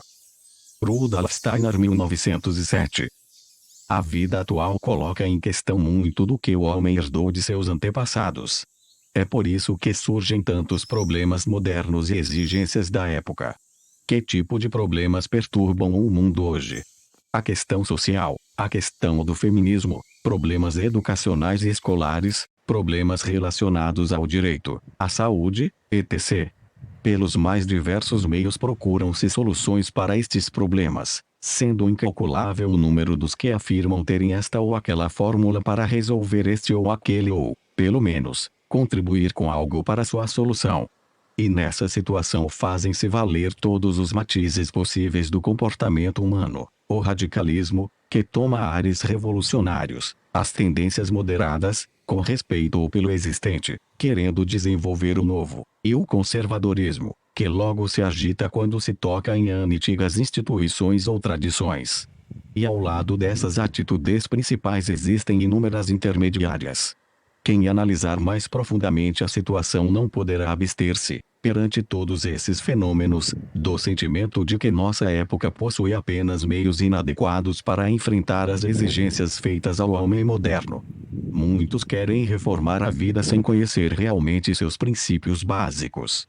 Quem quiser fazer sugestões para que algo aconteça no futuro não poderá dar-se por satisfeito com um conhecimento superficial da vida, deverá, antes, pesquisá-la em profundidade. A existência toda é como uma planta, não abrangendo apenas o que se apresenta à vista, mas contendo em seu âmago o estado futuro. Quem vê uma planta apresentando apenas folhas sabe perfeitamente que ela terá, dentro de algum tempo, flores e frutos. Contudo, a planta já possui, de maneira invisível, a disposição para essas flores e frutos. Mas como poderia opinar sobre o aspecto desses órgãos alguém que se limitasse a estudar na planta apenas o que ela apresenta ao olhar do observador no momento presente? Só poderá fazê-lo quem conhece sua natureza íntima. De maneira análoga, a vida humana inteira contém as disposições para seu futuro. Contudo, para se poder dizer algo a respeito desse futuro é preciso penetrar na natureza oculta do ser humano. Nossa época carece da inclinação correta para isso, pois se dedica antes ao que se manifesta na superfície, acreditando vir a entrar em âmbito incerto se avançar até o que se furtar observa-se cedilha maiúsculo ao exterior.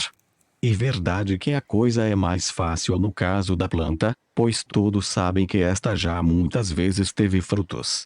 A vida humana só existe uma vez, e suas flores futuras nunca tiveram existência anterior. Não obstante, estas persistem no homem como disposição, como é o caso das flores numa planta que momentaneamente só carrega folhas. Existe uma possibilidade de se saber algo acerca desse futuro, desde que o observador atravesse a superfície do ser humano e chegue ao seu cerne. As inúmeras ideias reformistas do presente só se tornarão práticas e fecundas quando baseadas em tal análise mais profunda da vida humana.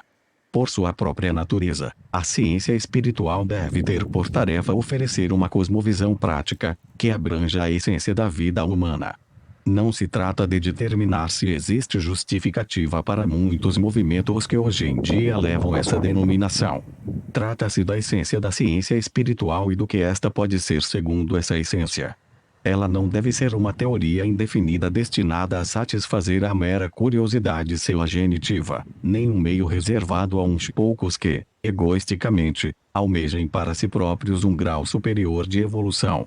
A ciência espiritual pode contribuir para a solução das mais importantes tarefas da humanidade atual e para o desenvolvimento de seu bem-estar. Contudo, ao assumir tal missão, a ciência espiritual deverá contar com o fato de vir a sofrer muitas críticas e dúvidas por parte de radicais, moderados e conservadores em todos os domínios da vida social. Com efeito, não poderá dar satisfação a qualquer partido, pois suas premissas transcendem qualquer partidarismo. Essas premissas são exclusivamente baseadas no autêntico conhecimento da vida. Quem conhece a vida só se proporá tarefas que nasçam dela. Não estabelecerá programas arbitrários, pois sabe que as leis fundamentais da vida não serão, no futuro, diferentes destas do presente. A pesquisa espiritual não deixará, portanto, de respeitar o que existe. Seja qual for a necessidade de reformas, procurará encontrar, no que atualmente existe, os germes para o futuro. Mas sabe também que todo vir a ser contém um crescimento e uma evolução. Por isso se lhe manifestarão, no que existe atualmente, os germes para uma transformação, para um crescimento. A ciência espiritual não inventa programas, mas os dedos do que existe. Porém, as conclusões assim resultantes constituem, em certo sentido, um programa em si, pois contém a natureza da evolução. E justamente por este motivo que o aprofundamento científico espiritual na natureza do homem deve fortalecer os mais frutíferos e práticos meios para a solução cedilha maiúsculo das questões existenciais prementes da atualidade. Isto será demonstrado aqui quanto à questão educacional. Não serão formuladas exigências nem programas, será simplesmente descrita a natureza da criança. Da natureza do homem em desenvolvimento surgirão, como que por si mesmos, os princípios para a educação. Quem quiser conhecer a essência do homem em desenvolvimento deverá partir de uma observação da natureza oculta do ser humano em geral. O que a observação sensória descobre no homem, e a concepção materialista considera o único aspecto válido em sua natureza, constitui para a pesquisa espiritual apenas uma parte, um membro da entidade humana, ou seja, seu corpo físico. Este está sujeito às mesmas leis da vida física, compondo-se das mesmas substâncias e forças que formam o resto do mundo chamado inorgânico. A ciência espiritual diz, portanto, o homem possui esse corpo físico em comum com todo o chama do reino mineral, e denomina corpo físico no homem apenas o que produz a mistura, a combinação, a estrutura e a dissolução das mesmas substâncias, segundo as mesmas leis atuantes no mundo mineral. Acima desse corpo físico, a ciência espiritual reconhece ainda uma segunda entidade no homem, o corpo vital ou etérico, que os físicos não extraem em denominação corpo etérico. Éter significa aqui algo diferente do éter hipotético da física. Tome-se o termo simplesmente como denominação para o que será descrito a seguir. Falar em tal corpo etérico foi considerado, há algum tempo, indício de uma mentalidade altamente desprovida de espírito científico. Entretanto, isso não ocorria no fim do século XVIII e na primeira metade do século X. Nessa época se dizia não ser possível que as substâncias e forças atuantes num mineral pudessem transformá-lo espontaneamente num ser vivo. Este deveria conter uma força especial chamada força vital. Era a opinião corrente que tal força atua na planta, no animal e no corpo do homem, provocando as manifestações da vida da mesma forma como a força magnética provoca a atração no imã. A época subsequente, a do materialismo, afastou tais ideias. Os cientistas passaram a dizer que um ser vivo se estrutura exatamente como faz um ser dito inanimado, que as forças reinantes no organismo são as mesmas que atuam no mineral, apenas de maneira mais complicada, pois formam uma estrutura complexa. Atualmente, só os materialistas mais obstinados persistem na negação desta força vital. Os fatos ensinaram a muitos cientistas que se deve admitir algo como uma força ou princípio vital. A ciência moderna aproxima-se, assim, do que a ciência espiritual afirma a respeito do corpo vital. Contudo, há entre ambas uma considerável diferença. A ciência atual chega a postular uma espécie de força vital mediante um raciocínio baseado em fatos constatados pela observação sensorial. Este, porém, não é o caminho para uma genuína pesquisa, ponto de partida da ciência espiritual e origem dos resultados que esta divulga. Nunca se insistirá o bastante sobre essa diferença entre a ciência espiritual e a ciência corrente em nossa época. Esta última considera a experiência sensorial como base de todo conhecimento, julgando incognoscível tudo que não se fundamente em tal base. Ela tira suas conclusões e deduções das impressões sensoriais, declinando tudo que estas transcendem, sob a alega-se cedilha maiúsculo ódio que ultrapassaria os limites do conhecimento humano. Para a ciência espiritual, semelhante atitude se iguala à de um cego que só quisesse admitir o que pudesse ser apalpado ou deduzido logicamente de sensações táteis, rejeitando como transcendentes a capacidade cognitiva humana os relatos de um indivíduo dotado de visão. Com efeito, a ciência espiritual mostra que o homem é suscetível de evoluir e adquirir o conhecimento de novos mundos pelo desenvolvimento de novos órgãos. Assim como o cego, embora se encontre no meio de cores e de luz, não as pode perceber por falta de um órgão adequado. A ciência espiritual ensina que existem muitos mundos ao redor do homem, e que este poderá percebê-los se, para tal, desenvolver os órgãos necessários. Tal como o cego vislumbra um novo mundo depois de operado, o homem pode conhecer, pelo desenvolvimento de órgãos superiores, mundos bem diferentes do que lhe revelam os sentidos comuns. É da condição dos órgãos de um cego que depende a possibilidade de uma operação, porém os órgãos que permitem ao homem penetrar em mundos superiores existem de forma rudimentar em qualquer ser humano. Poderá desenvolvê-los toda pessoa que possua paciência, perseverança e energia para aplicar em si mesma os métodos descritos em meus artigos da série O Conhecimento dos Mundos Superiores, a iniciação. 2 Assim, a ciência espiritual não fala de limites cognitivos impostos ao homem por sua constituição, diz, antes, que para o ser humano existem aqueles mundos para cuja percepção ele possui os órgãos apropriados. Portanto, é essa sua atitude também em relação à investigação do corpo vital ou etérico, e de tudo que ainda será exposto neste livro a respeito de membros superiores da natureza humana. A ciência espiritual reconhece que a pesquisa feita pelos sentidos físicos só pode alcançar o corpo físico, e que tal pesquisa pode, no máximo, admitir a existência de outro, superior, por meio de conclusões. Mas informa como abrir acesso a um mundo em que os membros superiores da entidade humana se manifestam da mesma forma como as cores e a luminosidade dos objetos ao segunato recém-operado. Para os que desenvolveram seus órgãos superiores de percepção, o corpo etérico ou vital é um objeto de observação, e não apenas de raciocínio e conclusão. Esse corpo etérico ou vital o homem tem em comum com as plantas e os animais. Graças à sua atuação, as substâncias e forças do corpo físico redundam nos fenômenos do crescimento, da reprodução, do fluxo dos humores, etc. O corpo etérico é, pois, construtor e plasmador do corpo físico, é seu habitante e arquiteto. Por isso é lícito considerar o corpo físico uma imagem ou expressão do corpo vital. Ambos apresentam, no homem, tamanho e forma aproximados, nunca exatamente iguais, enquanto nos animais e, mais ainda, nas plantas, o corpo etérico se diferencia consideravelmente do físico quanto à forma e dimensão. O terceiro membro da entidade humana é o chamado corpo das sensações ou astral, é o portador de dores e prazeres, instintos, apetites, paixões, etc.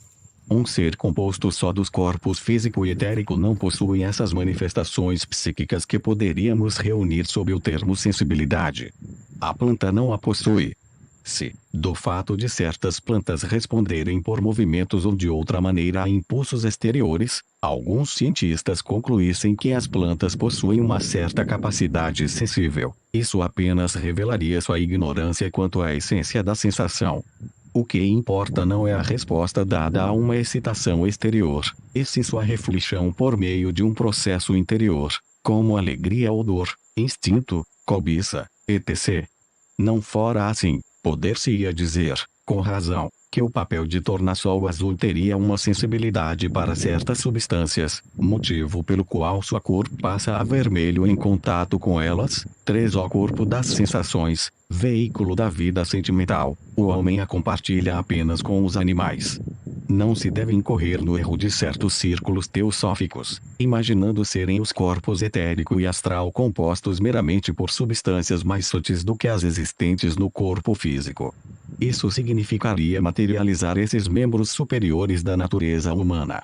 O corpo etérico é uma estrutura energética composta de forças atuantes, e não de matéria. O corpo astral ou das sensações é uma formação constituída por imagens dinâmicas, coloridas e luminosas. 4. Diferente do corpo físico pela forma e pelo tamanho NHO, o corpo astral apresenta no homem a forma de um ovo alongado, contendo os corpos físico e etérico e ultrapassando-os, de todos os lados, como uma formação luminosa. O homem possui ainda um quarto membro de sua entidade, o qual ele não compartilha com qualquer ser terrestre. Trata-se do portador do eu humano. A palavrinha eu, tal como é usada na língua alemã, é um nome diferente de todos os outros. Quem se põe a refletir de maneira correta sobre esse nome abre a via de acesso à natureza humana. Qualquer outro nome pode ser empregado por todos os homens para designar o objeto que lhe corresponde. Qualquer indivíduo pode chamar a mesa de mesa, a cadeira de cadeira. Tal não é o caso do nome eu. Ninguém pode usá-lo para designar outrem. Cada um pode chamar eu somente a si mesmo. Nunca a palavra eu pode chegar ao meu ouvido para designar a mim. Ao designar-se como eu, o homem dá, em seu íntimo, um nome a si próprio. Um ente capaz de dizer eu de si próprio constitui um mundo por si. Isso foi sempre sentido pelas religiões baseadas na ciência espiritual.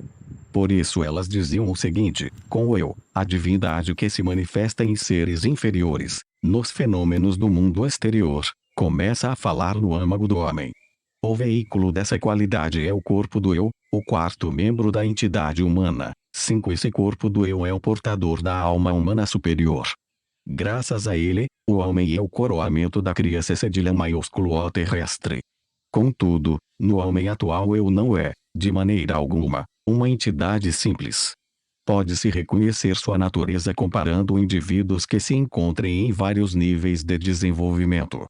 Basta considerar um selvagem inculto e um cidadão médio europeu, comparando este, por sua vez, com um idealista muito evoluído. Todos eles têm capacidade para dizer eu de si próprios, já que o corpo do eu existe em todos. Mas o selvagem segue suas paixões, seus desejos e instintos quase como um animal. O homem mais evoluído decide, diante de determinadas inclinações e cobiças, ceder a algumas, recalcando e reprimindo outras. O idealista acrescentou às paixões e inclinações originais outras mais elevadas. Tudo isso se deu por uma atuação do eu sobre os demais membros da entidade humana. Com efeito, a tarefa do eu é purificar e aperfeiçoar esses outros membros. Assim, na pessoa que se elevou acima do estado onde o mundo exterior a colocou, os membros inferiores são, sob a influência do eu, ora mais, ora menos transformados. No momento em que o homem se eleva pela primeira vez acima do estado animal graças à primeira manifestação do eu, ele ainda se assemelha ao animal quanto aos membros inferiores. Seu corpo etérico ou vital é apenas o instrumento das forças formadoras vitais, do crescimento e da reprodução. Seu corpo astral limita-se a exprimir os impulsos, apetites e paixões solicitados pela natureza exterior. Enquanto o homem, a partir desse nível evolutivo, atravessa as vidas ou encarnações consecutivas ascendendo a um desenvolvimento sempre mais elevado, o eu transforma os demais membros. O corpo das sensações passa a ser o VEI com acento agúdulo de sentimentos sutis de prazer e desprazer, de desejos e apetites mais refinados. Também o corpo etérico ou vital se transforma, tornando-se suporte dos hábitos, das inclinações duradouras, do temperamento e da memória. Um indivíduo cujo eu ainda não chegou a plasmar seu corpo vital não tem lembrança alguma das experiências que fez. Dá livre curso à sua vitalidade tal como a natureza a implantou nele. Toda a evolução da cultura exprime-se em tal efeito do eu humano sobre os membros inferiores. Essa atua-se cedilha maiúsculo atinge até o corpo físico, sob a influência do eu transformam-se a fisionomia, os gestos e movimentos, enfim, todo o aspecto do corpo físico. Pode-se também distinguir como os diversos meios de cultura e educação atuam diferentemente sobre os membros da entidade humana. Os fatores culturais comuns atuam sobre o corpo das sensações, trazendo-lhe tipos de prazer e desprazer, de impulsos, etc. diferentes dos que ele inicialmente possuía. A contemplação de obras de arte atua sobre o corpo etérico, pois o homem o transforma quando se lhe revela, por intermédio da obra de arte, algo superior e mais nobre do que o proporcionado pelo ambiente sensório. Outro meio potente para purificar e aperfeiçoar o corpo etérico é a religião, cujos impulsos têm, portanto, uma missão grandiosa na evolução da humanidade. O que se denomina consciência nada mais é senão o resultado da atuação do eu sobre o corpo etérico através de uma série de encarnações. A consciência nasce quando o homem se convence de não dever cometer este ou aquele ato, recebendo desse entendimento uma impressão tão forte que a transmite até o corpo etérico. Essa atuação do eu sobre os membros inferiores pode ser ou mais própria de todo o gênero humano ou totalmente individual, constituindo um desempenho do eu particular sobre si próprio. Toda a espécie humana colabora, de certa forma, numa transformação do primeiro tipo, enquanto a segunda repousa na atividade individual do eu. Quando o eu adquire bastante força para, apenas por seu próprio vigor, transformar o corpo das sensações ou astral, o resultado dessa atuação é chamado personalidade espiritual, ou, na terminologia oriental, manas. Tal transformação consiste essencialmente no aprendizado, no enriquecimento da alma com ideias e conceitos mais elevados. Em sua atuação íntima sob a natureza humana, o eu pode atingir um grau ainda mais elevado. Isso se dá quando a transformação não atinge apenas o corpo astral. Em sua vida, o homem aprende muitas coisas, e em qualquer ocasião em que contemplar sua vida passada, saberá que aprendeu muito, mas só em escala muito menor poderá falar de uma transformação do temperamento, do caráter, de um aperfeiçoamento ou de uma deterioração da memória, ocorridos durante sua vida. Aprender é uma faculdade do corpo astral. As transformações ora mencionadas, porém, referem-se ao corpo etérico ou vital. Usando uma imagem essas persuasiva podemos, pois, comparar as transformações do corpo astral durante uma vida humana com o andamento ou do ponteiro grande de um relógio, enquanto as do corpo etérico corresponderiam ao movimento do ponteiro pequeno, que indica horas. Quando o homem se submete a um treino superior ou a uma educação denominada oculta, cabe-lhe obter essa última transformação com as forças mais genuínas do eu. Ele deve trabalhar nessa transformação de hábitos, temperamento, caráter, memória, etc. com um esforço consciente e individual.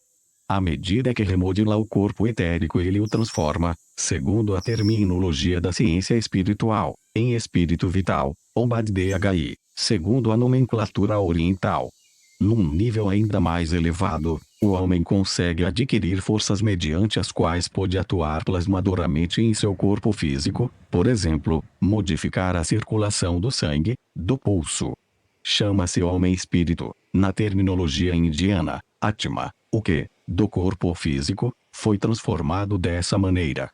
As transformações que o homem realiza em seus membros inferiores, mais no sentido de toda a espécie humana ou de uma parte da mesma, como um povo, uma tribo ou uma família tem, na ciência espiritual, as seguintes designações: o corpo astral transformado pelo eu chama-se alma da sensação, o corpo etérico transformado, alma do intelecto, e o corpo físico transformado, alma da consciência.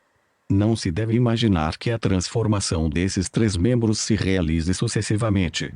A partir do primeiro refúgio do eu, ela se efetua simultaneamente nos três corpos, e o homem não pode observar nitidamente a atuação do eu antes que se tenha formado uma parte da alma da consciência. Do que precede, vê-se que é possível falar em quatro membros da entidade humana: corpo físico, corpo etérico ou vital, corpo astral ou das sensações e corpo do eu. As almas da sensação, do intelecto e da consciência e os membros ainda superiores da natureza humana, isto é, a personalidade espiritual, o espírito vital e o homem-espírito, aparecem como resultado da transformação operada naqueles quatro membros. Com efeito, quando se fala nos portadores das diversas qualidades do ser humano, só entram em consideração aqueles membros. Como educadores, atuamos sobre esses quatro membros do ente humano. Para podermos agir com acerto, precisamos investigar a natureza dessas partes do homem. Contudo, não devemos absolutamente imaginar que essas partes se desenvolvam de forma a estarem igualmente aperfeiçoadas em qualquer fase da vida, por exemplo, no momento do nascimento. Sua evolução apresenta-se, antes, de maneira diversificada nas várias épocas da vida. E o conhecimento dessas leis evolutivas da natureza humana constitui o fundamento apropriado para a educação e o ensino. Antes do nascimento físico, o homem em formação está envolto, de todos os lados, por um corpo físico estranho. Ele não tem contato direto com o mundo físico exterior. O que o circunda é o corpo físico da mãe, e somente este atua sobre o ser humano em amadurecimento. O nascimento físico consiste na liberação do ser humano pelo envoltório físico materno e no fato de, por isso, o mundo físico ao redor poder atuar diretamente sobre ele. Abrem-se os sentidos para o mundo exterior, e este exerce sobre o homem a influência que inicialmente cabia ao envoltório materno. Para uma concepção espiritual do mundo tal como a postula a pesquisa do espírito, o que ocorreu foi o nascimento do corpo físico, mas ainda não o do corpo etérico ou vital. Assim como até o momento do nascimento o homem possui um envoltório materno físico, até a época da segunda dentição, isto é, até a idade dos 7 anos aproximadamente, ele está enlaçado por um envoltório etérico e um astral. E só na época da troca da dentição que o envoltório etérico libera o corpo etérico. Subsiste ainda um envoltório astral até a entrada da puberdade 6, época em que o corpo astral ou das sensações se torna livre para todos os lados, tal como aconteceu com o corpo físico pelo nascimento físico e com o corpo etérico na época da segunda dentição. A ciência espiritual fala, portanto, em 3 nascimentos do ser humano. Até a troca dos dentes, certos impulsos dirigidos ao corpo etérico podem atingi-lo tão pouco quanto a luz e o ar do mundo físico podem chegar ao corpo físico enquanto ele ainda repousa no ventre materno. Antes da segunda dentição, o corpo etérico autônomo não atua no homem. Assim como dentro do ventre materno o corpo físico recebe as forças que não são suas, desenvolvendo paulatinamente, dentro desse envoltório, as forças próprias. O mesmo acontece com as forças do crescimento até a troca dos dentes. Nesse ínterim, o corpo etérico desenvolve as forças próprias além daquelas estranhas que herdou. Durante esse período de libertação gradativa do corpo etérico, o físico já possui autonomia. O corpo etérico ainda está preparando o que mais tarde irá transmitir ao corpo físico. O ponto final desse trabalho são os dentes definitivos, que substituem os herdados. Eles são a incrustação mais sólida no corpo físico, e por isso aparecem em último lugar nessa época da vida. Após esse período, o próprio corpo etérico cuida sozinho do crescimento, não se achando ainda sob a influência do corpo astral envolto. No momento em que se libera também o corpo astral, o corpo etérico chega ao término de um período, fenômeno que se manifesta pela puberdade. Os órgãos de reprodução tornam-se independentes porque o corpo astral, liberto, não atua mais para dentro, e se enfrenta o mundo exterior diretamente, sem necessidade de qualquer envoltório. Assim como antes do nascimento não se pode expor a criança às influências do mundo ambiente físico, não convém deixar que antes da segunda dentição atuem sobre o corpo etérico as forças que, para este, são como as impressões do meio ambiente para o corpo físico. E só a partir da puberdade se deveria dar lugar às influências correspondentes ao corpo astral. Lugares comuns como o equilíbrio